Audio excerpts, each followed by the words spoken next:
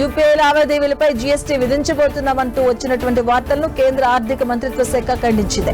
ఇక 2000 పైబడి జరిపే లావాదేవీలపై జీఎస్టీ వేసేందుకు కేంద్రం సిద్ధమవుతుంది అంటూ వచ్చిన వార్తలు పూర్తి అవాస్తవమని తెలిపింది కేంద్రం.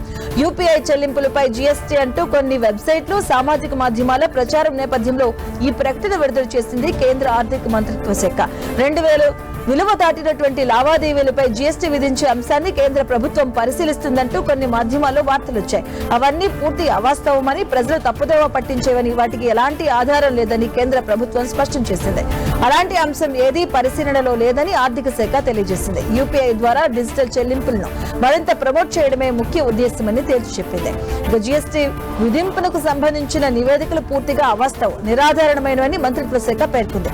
జనవరి 2020 నుండి యూపీఐ P2M లావాదేవీలపై MDR 0 అని తెలియజేసింది. వీటిపై జీఎస్టీ వర్తించదని ఆర్థిక శాఖ క్లారిటీ ఇచ్చింది. కేంద్ర ప్రభుత్వం యూనిఫైడ్ పేమెంట్ ఇంటర్ఫేస్ ని ప్రోత్సహించడానికి ప్రోత్సాహక పథకాన్ని 1 సంవత్సరం పాటు పొడిగించింది. ఈ పథకం మార్చి 31, 2026 వరకు కొనసాగనుంది.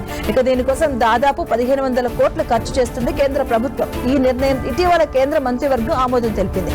ఈ పథకం కింద చిన్న దుకాణదారులు ఇక రూపాయి డెబిట్ కార్డ్, BHIM యూపీఐ ద్వారా 2000 వరకు పర్సన్ టు మర్చెంట్ లావాదేవీలపై 0.15% ప్రోత్సాహకం పొందుతారని కేంద్ర మంత్రి అశ్విని వైష్ణవ్ తెలియజేశారు.